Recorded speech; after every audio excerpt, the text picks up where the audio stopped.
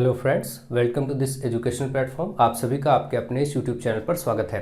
आज के इस वीडियो लेक्चर में हम लोग डीएलएड थर्ड सेमेस्टर के स्टूडेंट्स के लिए मैथमेटिक्स के कोर्स को आगे बढ़ाएंगे और सीखेंगे आज सर्कल यानी वृत्त चैप्टर का दूसरा पार्ट। इसके पहले एक पार्ट हो चुका है जिसमें आपको बहुत ही सारे बेसिक टाइप के क्वेश्चन कराए गए हैं और उसमें एक टाइप आपको अच्छे लेवल का भी कराया गया है जिसमें कि जो कि वृत्त में इस जैसा पहला क्वेश्चन आपका ये 2019 में पूछा गया, इस टाइप के सारे क्वेश्चन का बेसिक भी करा दिया गया है और इनके 4-5 क्वेश्चन भी आपको प्रैक्टिस के लिए कराए गए। उनको अच्छे से सीखिए और इसके साथ साथ उनके जो बेसिक्स हैं उनको भी सीखिए और इन वीडियोस को ज़्यादा से ज़्यादा शेयर जरूर करते रहिए, ठीक है। अब चलिए आज हम इसको आगे बढ़ाएंगे और सीखेंगे कुछ इंपॉर्टेंट फैक्ट्स और भी जो सर्कल से रिलेटेड है यानी वृत्त से जुड़े हैं। इसके पहले आपने जैसा त्रिज्यखंड, वृत्तखंड और सारी बातें आपने लगभग जीवा क्या होता है, छेदक रेखा क्या होती है, सारी चीजें सीख ली हैं, ठीक है। जिन्होंने वो वीडियो नहीं देखा वो पहले फर्स्ट पार्ट देख लें। तो चलिए स्टार्ट करते हैं।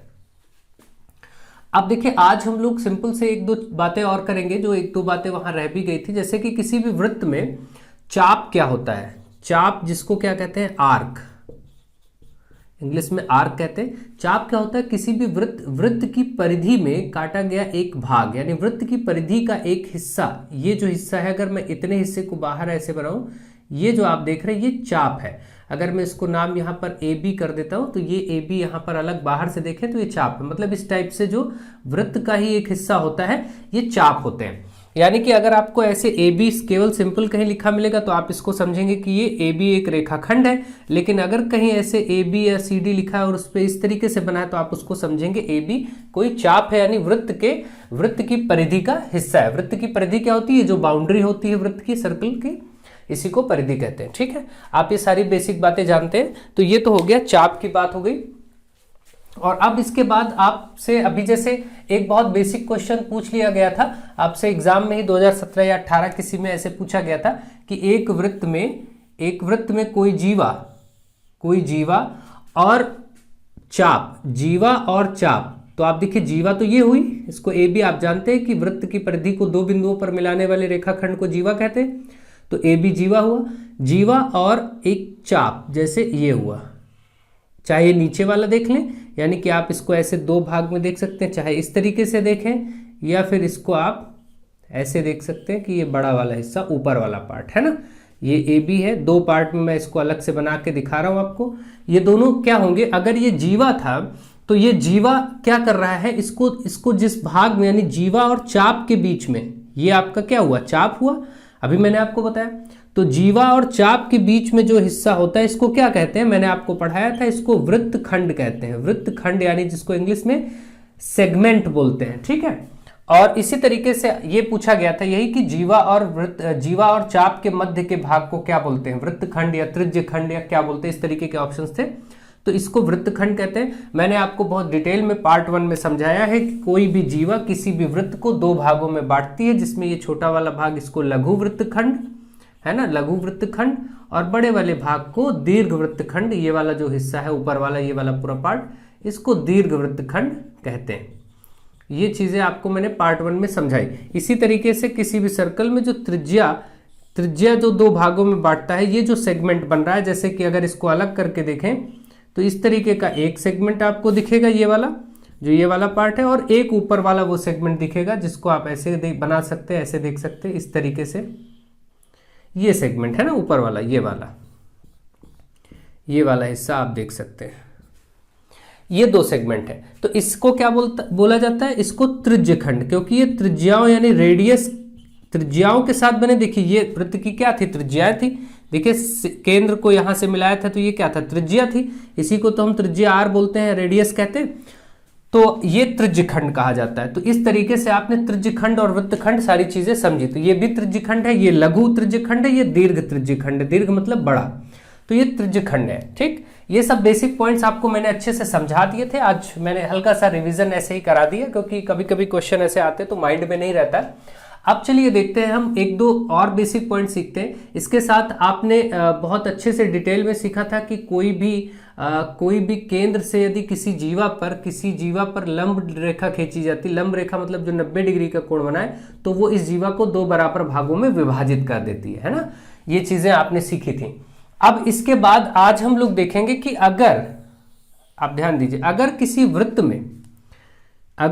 वृत्त में एक मैं जीवा इधर बना देता हूं, मान लेते हैं जीवा का नाम हम कर देते हैं ए बी, और एक जीवा मैं इधर कहीं बना देता हूं, मान लेते हैं इसका नाम सी और डी।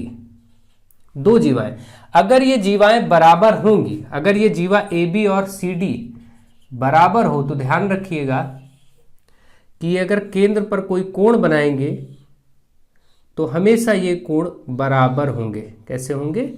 बराबर होंगे। मान लीजिए इसको हम ओ कहते हैं, तो एक कोण देखिए ये बन रहा है ए से चल के ए ओ बी, यहां पर अगर सपोज यहां 60 बन रहा है तो यहां अपने आप ही आप 60 ले लेंगे, है ना। मतलब ए ओ बी कोण ए ओ बी बराबर होगा कोण सी ओ डी के इस स्थिति में।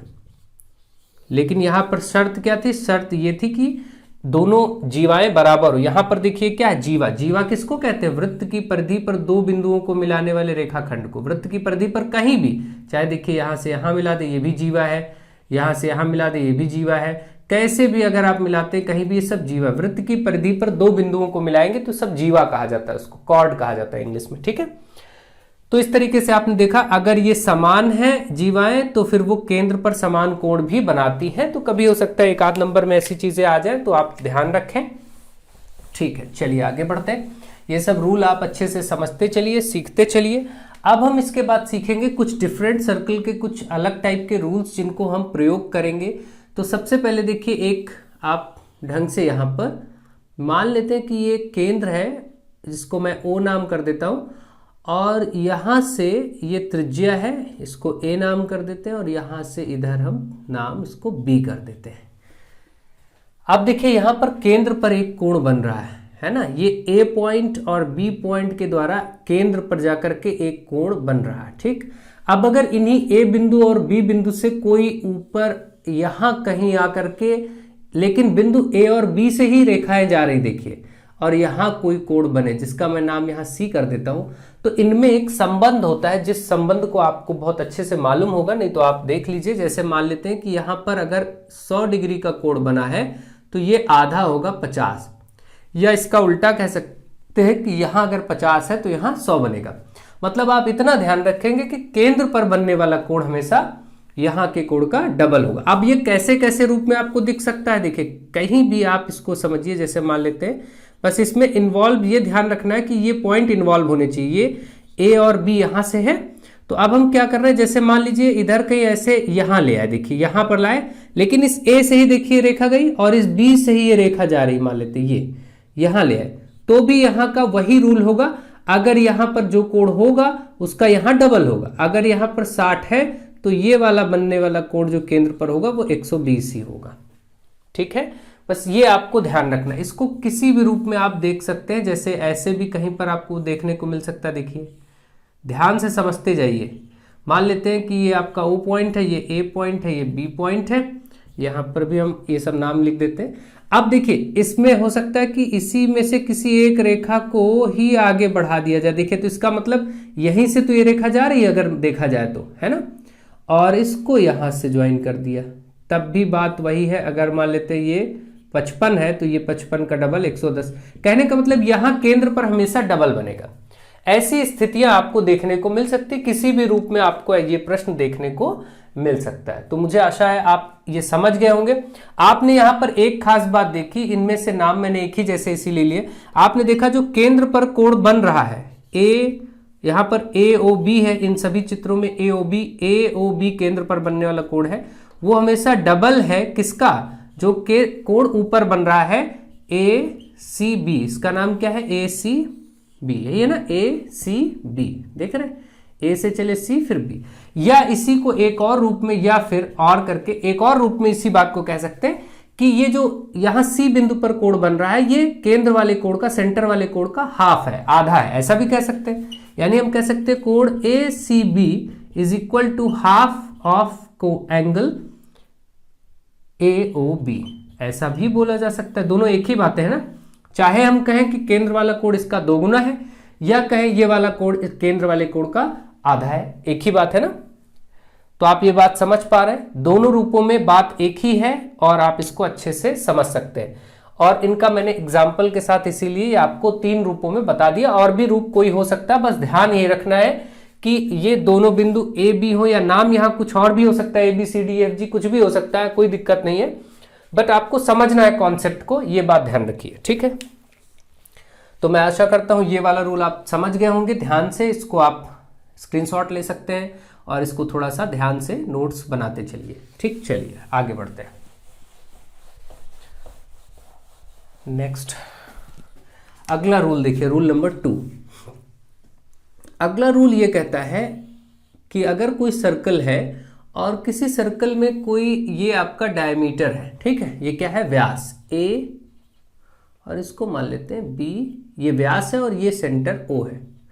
तो कभी भी व्यास, आप जानते हैं कि व्यास किसी भी वृत्त को यानी डायमीटर किसी भी सर्कल को 2 इक्वल पार्ट में डिवाइड करता है, यानी 2 सेमी सर्कल्स में बांट देता है, एक ऊपर एक नीचे, दिख रहा है। तो 2 सेमी सर्कल्स में डिवाइड कर देता है, 2 अर्धवृत्त में बांटता है।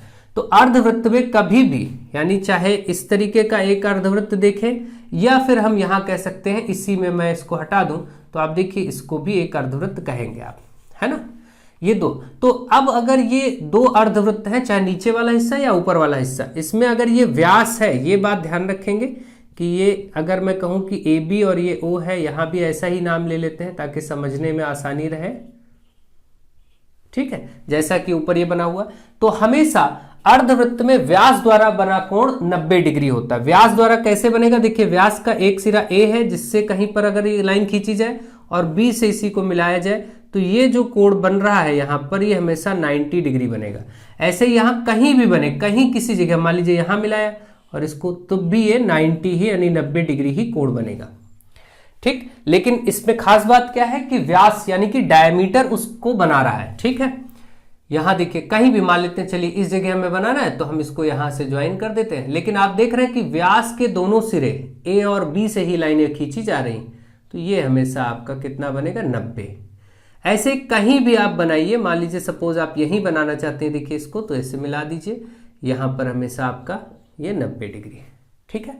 तो आपने समझा कि व्यास द्वारा अर्धवृत्त में बना कोण कितना होता है, 90 डिग्री होता है। या 90 डिग्री को ही हम एक और नाम देते हैं समकोण, क्या कहते हैं, कहीं कहीं ऐसा भी लिखा हो सकता है, ऑब्जेक्टिव में कभी कभी ऐसा दे दिया जाता है कि व्यास द्वारा या अर्धवृत्त में बना कोण होता है कैसा, समकोण, न्यून कोण, अधिक कोण, ये सब बातें दे दी जाती है। तो न्यून कोण आप जानते हैं, जो 0 से 90 डिग्री के बीच होते हैं उनको न्यून कोण कहते हैं, जो 90 से 180 के बीच में होते हैं उनको अधिक कोण कहते हैं, और जो एग्जैक्टली 90 का होगा वो समकोण होगा। इस तरीके से जैसे जो एग्जैक्टली 180 का होगा संपूरक और इस तरीके का नाम होता है ना। इसी तरीके से जो 360 का एग्जैक्टली होता है वो संपूर्ण कोण होता है, संपूर्ण कोण होता है, ठीक है। तो बहुत सारे इस तरीके के नाम होते हैं। तो खैर, और जो 180 से आप बताइए 180 डिग्री से 360 डिग्री के बीच बने कोण को क्या कहते हैं, ये चीज बताइए आप लोग।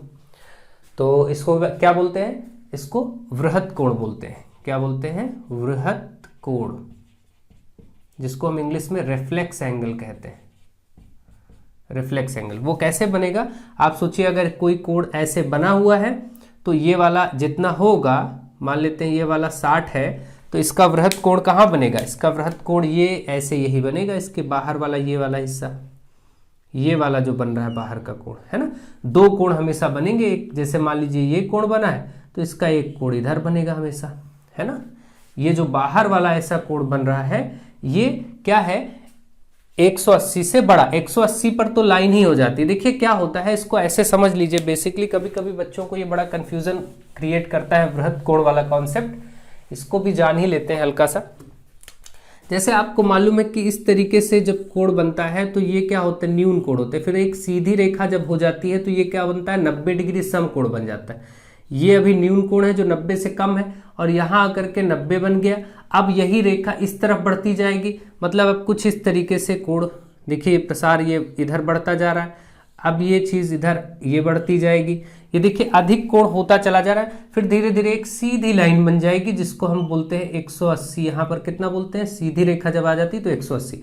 अब क्योंकि आप देख रहे हैं कि ये वाली लाइन जहां पर मैं एरो कर दे रहा हूं, इसको आप पहचानने के लिए, यही लाइन बढ़ती चली जा रही है, आप ध्यान दीजिए, ठीक है, ऐसे। तो ये वाली लाइन देखिए ऐसे एंटी क्लॉकवाइज हम देखें, घड़ी के विपरीत दिशा में देखें तो इस तरीके से एंटी क्लॉकवाइज बढ़ती जा रही। तो अगर अब ये आगे बढ़ेगी तो अब क्या होगा, अब कुछ ऐसे बनेगी, बढ़ेगी, ठीक है।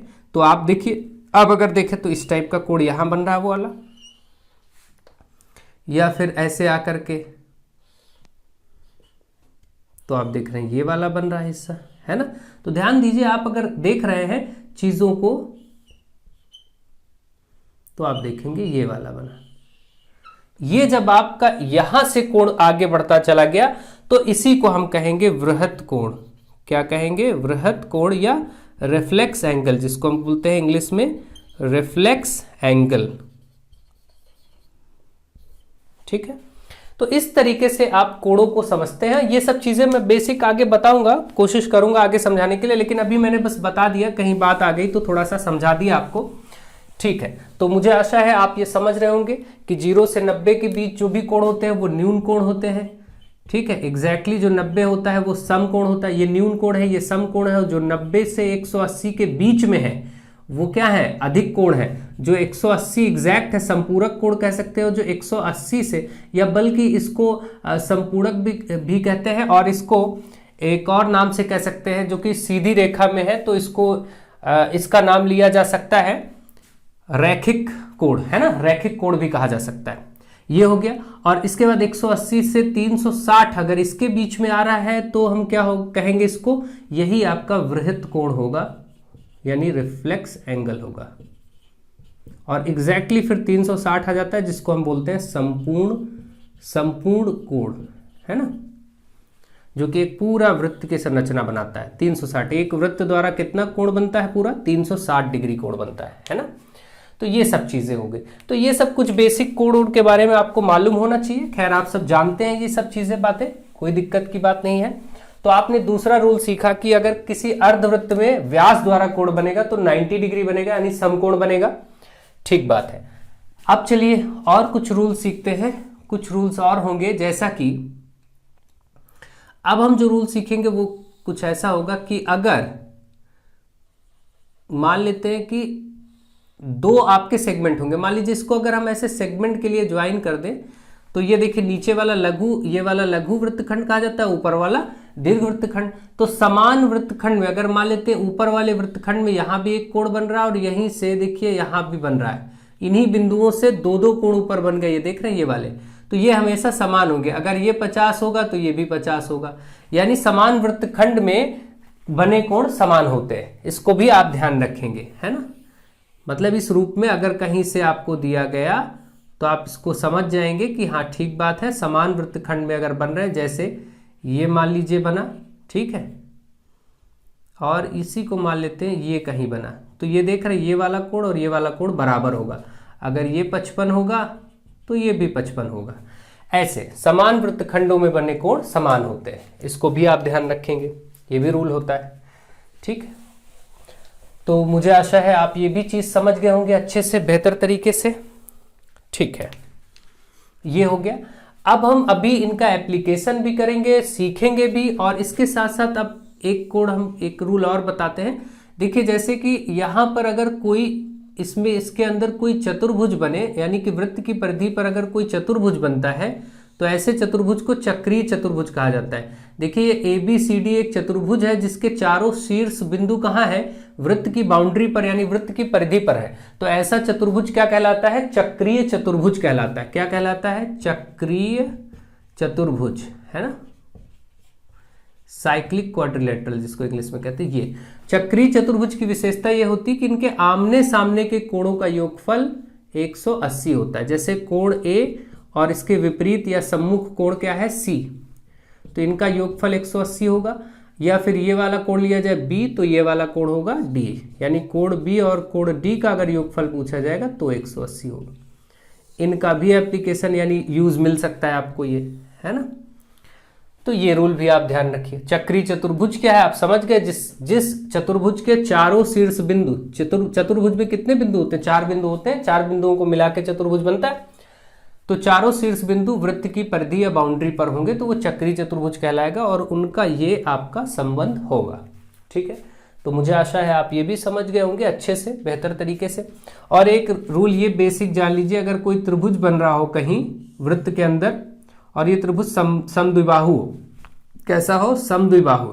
समद्विबाहु त्रिभुज क्या होता है, मान लीजिए ABC त्रिभुज है जिसकी दो भुजाएं बराबर हो, जैसे यहां मैंने बताया कि AB और ये AC बराबर है। ऐसा त्रिभुज जिसकी दो भुजाएं बराबर हो क्या कहलाता है, समद्विबाहु त्रिभुज कहलाता है या आइसोसेलेस ट्रायंगल कहलाता है। तो समद्विबाहु त्रिभुज के विपरीत कोण, सम्मुख कोण भी बराबर होते हैं, मतलब अगर यहां पर 50 बनेगा तो यहां भी 50 बनेगा, ये बात ध्यान रखिएगा, ठीक है। जितना भी कोण बनेगा, कुल मिला के ये तो कहने की बात है, मैंने एक 50-50 उदाहरण के तौर पे ले लिया। जितना भी कोण बनेगा, अगर त्रिभुज समद्विबाहु है तो यहां पर जो कोण बनेगा वही कोण यहां बनेगा, बस अगर ये भुजाएं बराबर हैं तो। ये भी बात ध्यान रखिए, ठीक है। जो भी भुजाएं बराबर हो, जैसे अब ये कोई जरूरी नहीं है, मान लेते हैं कि यही दो भुजाएं बराबर हो सकता है ये वाली भुजा और ये वाली भुजा हम बराबर कह दे, तो अगर ये भुजाएं बराबर है तो ये कोण बराबर हो जाएंगे, ठीक है।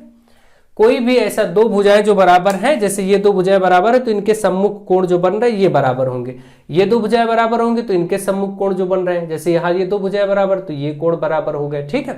तो इस तरीके से आपको चीजों को समझना है, जानना है, सीखना है, ठीक। तो मुझे आशा है आप बेहतर तरीके से चीजों को समझ रहे हैं, चक्रीय चतुर्भुज और सारी बातों को आप सीख गए हैं। अगर कोई एक आध रूल बचता है जो आप में और पूछा जाएगा, रूल्स तो काफी होते हैं, लेकिन मैं अभी इतने रूल पर रुकते हुए और इस पार्ट को यानी ये क्वेश्चंस करवाता हूं जो कि 2017, 18 और 19 में पूछे गए 3 प्रश्न, तो इनको भी करते हैं। और अगर आपको अभी जैसे एग्जाम्पल्स में कुछ क्वेश्चन लेकर के सीखना है तो अभी हम उसकी भी बात करेंगे, आगे कुछ और टाइप के क्वेश्चन सीखेंगे, जो रूल्स हमने बताए हैं उस पर पहले इनको कर लेते हैं। अब आप देखिए क्वेश्चन नंबर 1, आपके सामने एक वृत्त में एक 10 सेंटीमीटर लंबी जीवा खींची गई है। तो एक वृत्त बनाएंगे और इसमें कितने सेंटीमीटर, 10 सेंटीमीटर की लंबी जीवा खींची गई है, जिसको हम नाम लिख देते हैं, चलिए AB अपनी तरफ से, और ये 10 सेंटीमीटर है, हमें मालूम है, ठीक है, बोला गया है, तो मैं इधर लिख लेता हूं AB 10 सेंटीमीटर, ठीक है, जिसकी केंद्र से दूरी 12 सेंटीमीटर। तो मान लेते हैं ये केंद्र है और केंद्र से दूरी 12 सेंटीमीटर है, ठीक। ये 10 था तो आपको मालूम है कि ये दो भागों में बढ़ जाता है, 5 और 5 में बढ़ जाएगा 10। आपको ये चीजें मैंने पिछली क्लास में बताया है कि ये जो केंद्र से दूरी होती है, लंबवत दूरी, ये दो बराबर भागों में इसको बांट देती, तो पूरा 10 था तो 5-5 में बढ़ गया। इसका नाम मैं कुछ भी कर लेता हूं M और ये O कर लेता हूं, चलिए केंद्र को।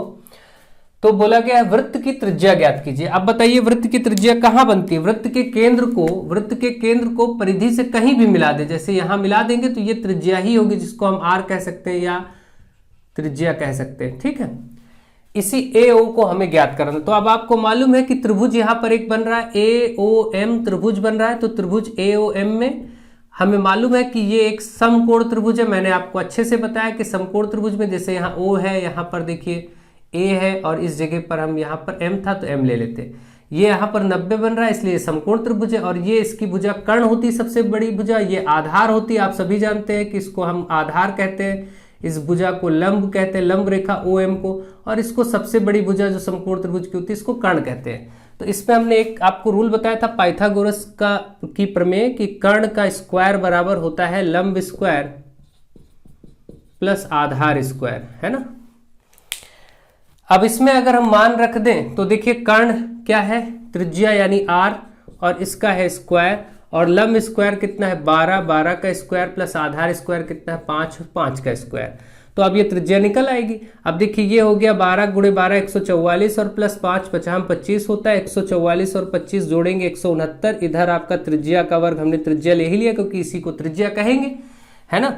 और क्योंकि ज्ञात भी क्या करना है, वृत्त की त्रिज्या ही ज्ञात करनी है, कोई दिक्कत नहीं। तो R स्क्वायर बराबर ये आ गया 169, है ना। R स्क्वायर बराबर 169, तो R बराबर क्या आ जाएगा, अंडर रूट हो जाएगा 169, क्योंकि वर्ग उधर वर्गमूल हो जाएगा। तो ये इसका होता है 13, आप सभी जानते हैं 13 सेंटीमीटर है। 169 का वर्गमूल 13 आता है ना। 13 गुणे 13 169 होता है। और मैंने आपको 1 से 30 तक वर्गमूल याद रखने के लिए बोला भी है, आप सब याद रखिए अच्छे से। ये आपका क्वेश्चन नंबर 1 लग गया, इसका आंसर हो गया। बहुत ही आसान प्रश्न था जो कि 2019 में पूछा गया। हाँ, आप में से बहुत सारे 2-4 बच्चे मैं ऐसे देखता हूं कि उनकी टेंडेंसी एक अजीब सी हो गई है। वो बच्चे क्या बोलते हैं कि सर कुछ बहुत ही टफ सा, अजीब सा बताइए, टफ बताइए, जो एग्जाम में आए वो बताइए। तो भाई क्या मुझे ये मालूम है कि एग्जाम में आपके क्या आएगा, कौन सा क्वेश्चन आएगा? पहली बात।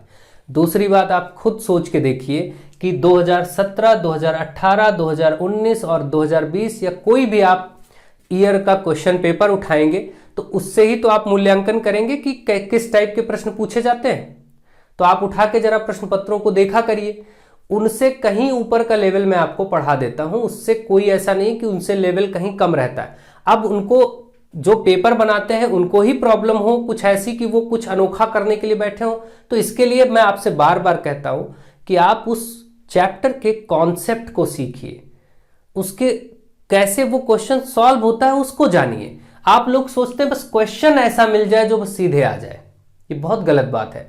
और मैं प्रयास रखता हूं कि आपको पिछले 3-4 वर्षों में पूछे गए सभी प्रश्न करा दिए गए हों, उसके साथ साथ उसके ऊपर के लेवल की चीजें भी कराई गई हों। ठीक, आप लोग वीडियो बस एक कोई वीडियो देख लेंगे, कहीं से बीच में देख लेंगे और फट से क्वेश्चन बोल देंगे, क्योंकि आपको तो समझना नहीं है। भाई आप ऐसा करिए, या तो फिर आप में से जिन लोगों को ऐसी समस्या है वो ही प्रश्नों का निर्माण करके मुझे बताएं कि देखिए ये प्रश्न पूछे जाते हैं, ये प्रश्न पूछे जाए। इस बार आपको एग्जामिनर बता दिया हो कि कैसे प्रश्न पूछे जाएंगे, तो आप मुझे बता दीजिए कि ये एग्जामिनर ने बताया है, ऐसा प्रश्न आएगा सर, आप करवा दीजिए, मैं वो भी करवा दूंगा। आप देखते हैं मुझे क्या प्रॉब्लम है, मैं आप कोई भी दीजिए क्वेश्चन मैं करवाऊंगा, चाहे आप कोई UP TET, C TET, super TET, सारी चीजें तो हम लोग पढ़ाते हैं, हमें क्या प्रॉब्लम है। आप सीखे, आप समझदार बनिए।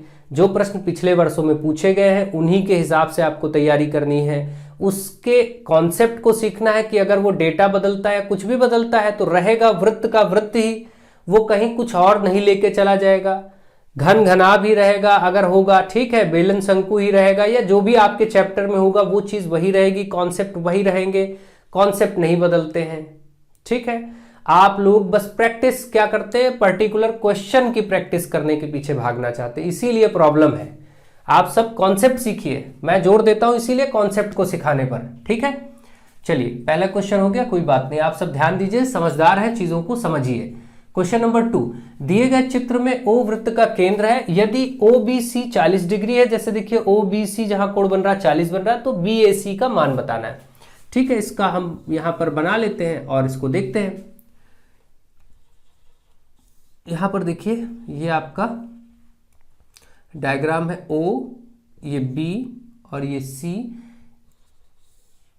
इसको आप ज्वाइन करेंगे, यहां पर 40 और इससे ऊपर जाकर के यहां कहीं मिला दिया गया है, और ये वाला कोड शायद आपसे पूछा जा रहा है BAC, BAC, ठीक बात है, हाँ ये यहां पर A है, ये पूछा जा रहा है।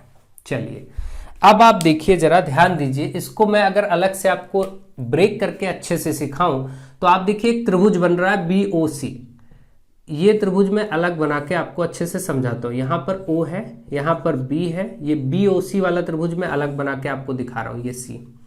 आप बताइए त्रिभुज कैसा है, आप जरा ध्यान दीजिए। वृत्त में तो O से B अगर हम बात करें तो ये त्रिज्या है, और O से C भी बात करें तो त्रिज्या है, क्योंकि आप जानते हैं कि किसी भी वृत्त में केंद्र से परिधि को मिलाएंगे तो ये त्रिज्या होता है, चाहे जहां मिलाए, इधर भी मिलाए तो भी त्रिज्या होगा, और ये बराबर होंगे हमेशा। तो अगर ये वाली रेखाएं बराबर है तो इसका मतलब ये त्रिभुज कैसा बना, समद्विबाहु। तो अगर ये 40 है तो अपने आप ही ये भी 40 हो जाएगा। अभी मैंने आपको रूल बताया था कि समद्विबाहु त्रिभुज के सम्मुख कोण समान, भुजाओं के सम्मुख कोण भी समान होते हैं, है ना, जो भुजाएं समान होती हैं उनके जो सम्मुख कोण बने होते हैं वो भी बराबर होते हैं। ये 40 तो ये भी 40, और त्रिभुज के तीनों कोणों का योगफल आप जानते हैं 180 होता है, तो अगर ये 40 40 80 हो गया तो ये 100 बचा, क्योंकि तीनों कोणों का योग 180 होना चाहिए। अब आप बताइए यहाँ 100 आ गया, तो मैंने आपको बताया था कि यहाँ जो कोण बनता है वो केंद्र का आधा होता है, अगर यहाँ 100 है तो यहाँ 50 बनेगा, खत्म, ये क्वेश्चन लग गया।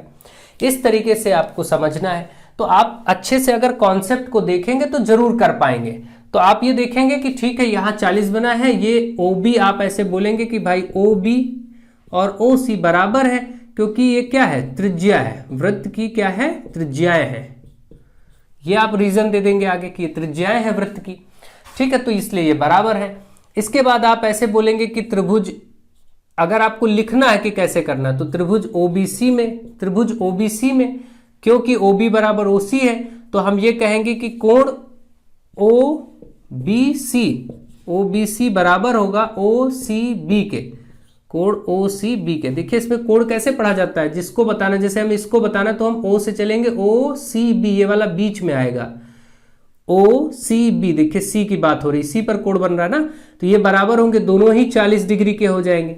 और फिर आप ऐसे बोलेंगे कि कोण ओ प्लस कोण बी इसमें और प्लस कोण ये सी, तीनों मिला के 180 होंगे। ऐसे सब आपको लिखना है बस केवल, और ये कोण ओ निकल आएगा, बी वाला भी 40 ले लेंगे, ये भी सी वाला भी देखिए 40 ले लेंगे। ऐसे लिख के आप ऐसे दिखाएंगे, अगर 2 नंबर में आता है तो ऐसे लिख के दिखाएंगे। 40-40 कितना हो जाएगा, तो 40-40 80 हो जाएगा, बराबर का 180। 80 उधर घट के तो ओ वाला मिल जाएगा 100 डिग्री, 80 उधर जाएगा माइनस हो जाएगा, 100 डिग्री आपका ये मिल गया। तो इस तरीके से ये मिल गया। अब आप बोलेंगे यहां जब ये 100 डिग्री मिल गया तो आप बोलेंगे आपको कोण कौन सा बताना था, बी ए सी। तो आपको मालूम है कि कोण बी ए सी हमेशा आधा होता है, सेंटर यानी केंद्र वाले कोण का, केंद्र वाले कोण का नाम क्या, बी ओ सी, बी ओ सी। और आप देख रहे हैं कि बी ओ सी आया है 100, तो 100 का आधा करेंगे तो 50, तो ये वाला 50 डिग्री आ गया, बी ए सी आंसर हो गया। ऐसे आप लिख के बताएंगे अगर आपको लिखना हो। मैंने वैसे एक बार लिखना बता दिया, आगे से मैं क्वेश्चंस फटाफट डायरेक्ट करूंगा, आप खुद लिखना सीखिए। आपकी पाठ्य पुस्तकों में ये चीजें दी गई हैं कि कैसे चीजों को लिखना है, फिर भी मैंने एक बार आपको समझा दिया है कि आप ऐसे लिखें, नहीं तो क्वेश्चन तो बहुत आसानी से किए जा सकते हैं। तो मेरा प्रयास है आपको बेहतर से बेहतर तरीके से सिखाना। यहां पर देखिए एक वृत्त है और इस वृत्त में आपको बोला गया ये ए, यहां पर बी सी, ये थोड़ा सा जगह कम हो गई क्योंकि थोड़ा स्पेस बढ़ाना पड़ेगा। अब देखिए जरा, ठीक है, यहां पर आपका यहां से लेते हैं थोड़ा सा ताकि जगह बने, हाँ ये स्पेस होना चाहिए। अब देखिए ये बी है, यहां पर सी है, यहां पर ए है, जैसा है डायग्राम पहले मैं बना ले रहा हूं आपके लिए ये वाला, ठीक है, फिर मैं बताता हूं। और यहां कहीं केंद्र है ओ, ठीक है, और इस जगह पर आपका कोण बन रहा है कितना, 15 बन रहा है ना, ठीक है। अब देखिए यहां से आपका इधर भी कहीं कोई कोण बन रहा है, ये वाला ई यहां पर लिखा गया है। अब सारी चीजें आपके सामने डायग्राम आ चुका है, अब आपको मैं डायरेक्ट बताता हूं, चीजों को समझिए। हाँ एक रूल आप अच्छे से, और जो पीछे छूट गया था उसको भी रूल को समझ लीजिए तब इसको करिए। देखिए मैंने आपको ये बताया, रूल को पहले समझिए। मैंने आपको ये बताया कि अगर ये ए और ये बी बिंदु है, ये केंद्र पर कुछ कोण बना रहे हैं और यही ऊपर कहीं बना रहे हैं, तो जो केंद्र पर कोण बनेगा, जैसे केंद्र पर अगर 100 बनेगा तो यहाँ 50 बनेगा, आधा होता है, बताया। ठीक इसी प्रकार से अगर कभी, ये चीज ध्यान रखिए कि अगर कभी ये वाले बिंदु ऊपर वाले सेगमेंट में ना कोण बनाए, जैसे यहां बन रहा था ए पर, या मान लेते हैं इसको, चलिए सी हम बोल देते हैं, यहां बन रहा था, यहां ना बना के अगर अब ये नीचे इधर कहीं कोण बने तो इसका कैसा संबंध होगा, ये ए है, ये बी है, ये ओ है और ये सी है, तो यहां पर अगर इसको निकालना तो ये कैसे निकलेगा, तो इसको आप देखेंगे कि ये कैसे निकलेगा। तो इसमें ये होगा कि जैसे ये इस तरफ देखिए, यहां पर आधा किधर का कोण है, केंद्र पर नीचे की तरफ कोण बन रहा है, तो इसका आधा है, तो ये वाला जो होगा वो इधर जो कोण बनेगा उसका आधा होगा। यानी देखिए एक ऐसा कोण है, वृहत कोण है, अभी मैंने आपको बताया था ना ये कैसा कोण होगा, ये वृहत कोण होगा क्योंकि 180 से बड़ा है। तो अगर यहां का कोण आपको मालूम है, सपोज यहां का कोण आपको 160 डिग्री दिया गया समझने के लिए, ये 160 है, तो क्योंकि पूरा कितना होता है, पूरा 360 होता है, तो ऊपर बचेगा 200, ऊपर क्या बचेगा 200, क्योंकि पूरा मिला के 360 होना चाहिए ना, तो 160 है तो ये 200 होगा, तो इस 200 का ये आधा होगा, यानी कि फिर ये 100 लिया जाएगा। ऐसी बात को भी आप, इस रूल को भी ध्यान रखेंगे, तो मुझे आशा है आप इसको समझेंगे और ध्यान रखेंगे। ठीक है, चलिए अब इसमें अप्लाई करवाते हैं इसको। देखिए अगर ये त्रिभुज की बात करें हम, वही उसी तरीके से BOC की, तो ये 15 है, तो क्योंकि ये भुजाएं बराबर होंगी, क्योंकि OB भी त्रिज्या है और OC भी त्रिज्या है, तो ये जो त्रिभुज बन रहा है अंदर, ये त्रिभुज बन रहा है समद्विबाहु, जिसकी 2 भुजाएं बराबर, और जिसकी 2 भुजाएं बराबर होती तो उसके ये कोण भी 15 ये है, तो यहां भी 15 ही बनेगा, इसमें कोई डाउट नहीं है, ये चीज आपको मालूम है।